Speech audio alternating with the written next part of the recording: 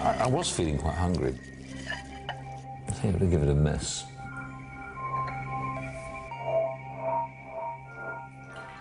Looks like a martini. It's lovely, doesn't it? Got a slice of lemon? Not a slice of lemon, but a sterile cockroach. Clean cockroach. Perfectly safe, nothing wrong with it. As a scientist, I know it's safe, but can I drink it?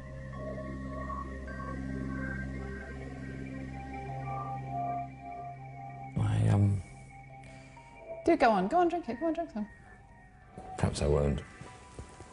The disgust instinct is useful because it keeps us away from things which could give us a disease. But sometimes, simply avoiding danger is just part of the survival story. At times, we can be faced with choices, all of them life-threatening, and it's then that a new set of instincts kicks in, to take risks.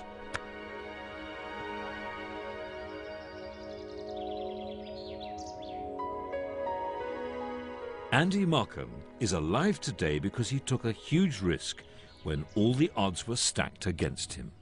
A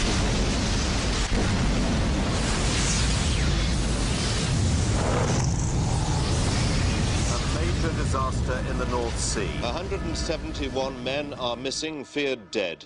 The explosion happened about an hour and a half ago on the Piper Alpha platform. The world's worst oil disaster. The fires are still raging up 700 feet above the wreckage of Piper Alpha.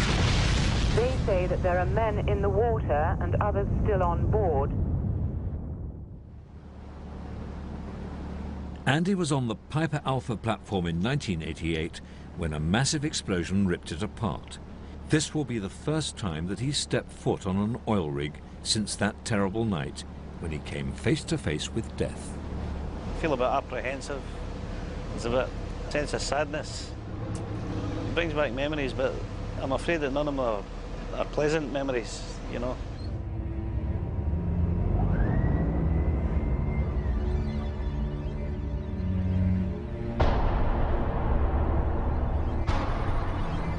Last time I was on an oil rig was 11 p.m. exactly on the 6th of July 1988.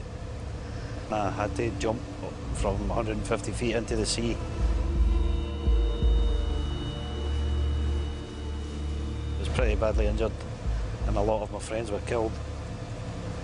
So being back here on a rig for the first time since then, you know, I'm in a sort of emotional turmoil. That night, over 200 men were working on the Piper Alpha platform. But unknown to them, gas was building up just below the waterline. Andy's will to survive was about to be tested. I can remember being in my office, the radio saying, "This is the 10 o'clock news," and there's a tremendous bang.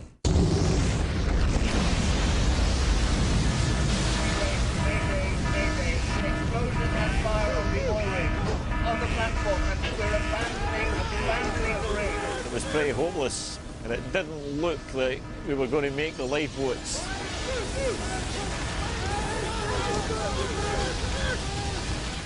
We tried all the exits, you know, we were being beaten back by smoke and flames at every turn.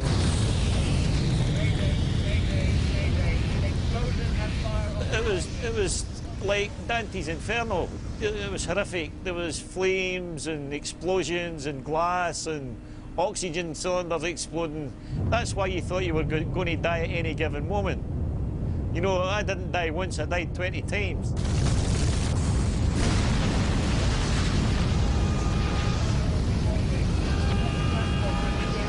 When we saw a break in the flames, we decided to go for it and get into the storeroom.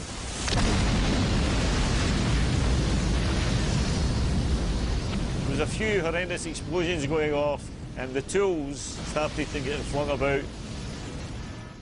I remember there was a chap flung against me and pinned me against the wall.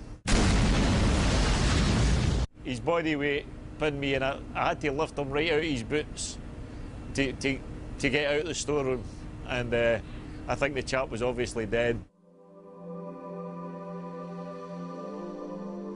Andy fought his way through the flames to the edge of the platform. With his skin burning, he faced an agonizing choice. He'd been taught that to jump the 150 feet into the sea would mean certain death. But the rig was on fire, so instinct won out.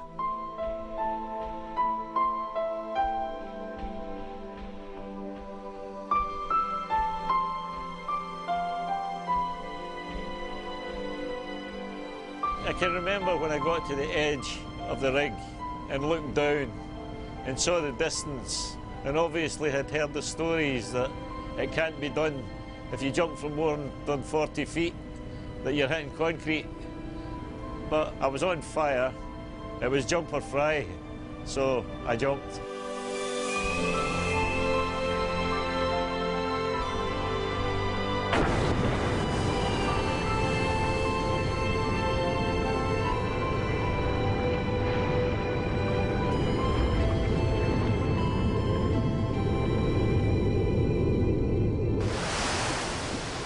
Incredibly, the jump didn't kill him. Eventually, he was rescued from the water.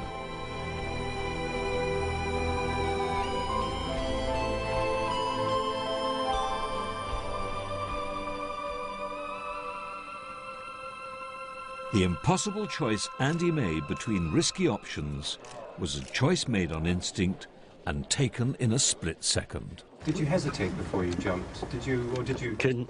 No.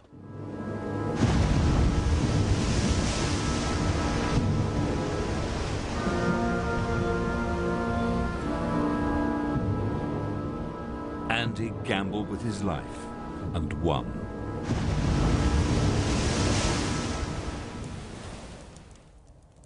This instinct we all share to take risks emerged from deep in our past.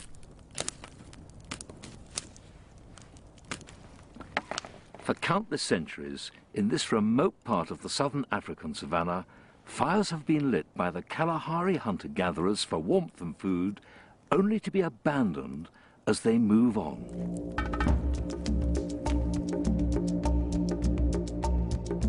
And the way the Kalahari Bushmen live now provides us with clues as to the survival tactics of our long-distant ancestors.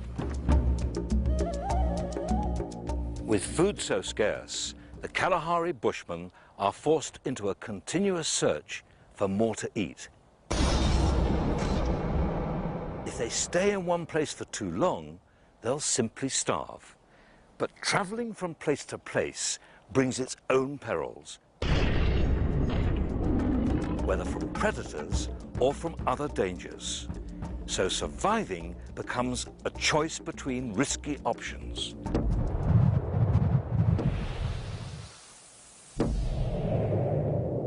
For our ancestors, as for the Kalahari Bushmen of today, taking risks in the face of danger has evolved to become a crucial survival instinct.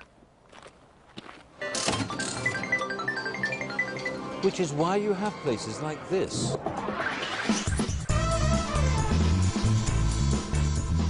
Las Vegas, a city that's been built from the human drive to take risks.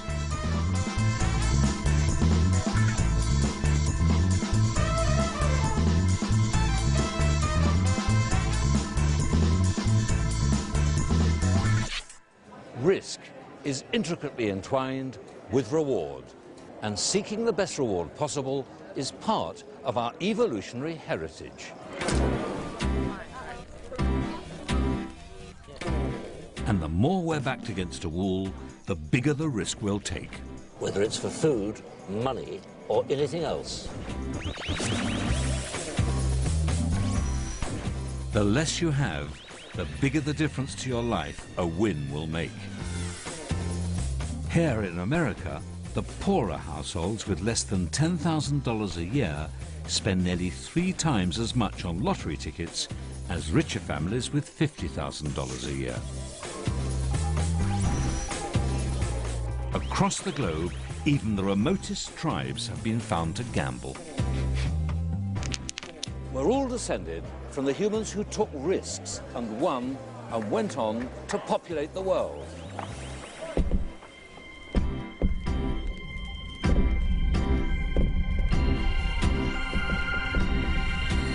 Walk prep 260.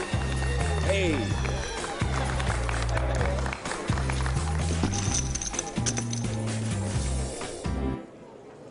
And those instincts are still very much with us today. Through an amazing combination of risk-taking, physical reactions, and senses which help us avoid danger, modern humans are ideally equipped to survive, just as our ancient ancestors were. But the story of survival doesn't end here. From the moment we're born, our personal survival is paramount, and our instincts are there to protect us. But one thing can change all that: becoming a parent. My kids may drive me mad sometimes, but as a father, there's no doubt I go to any lengths to be there for them. I'm just like any parent anywhere in the world. But one of the most useful gifts we give our children happens without our even realizing, because we pass all our vital instincts on, so every single one of us is in a position to survive the rigors of life on instinct.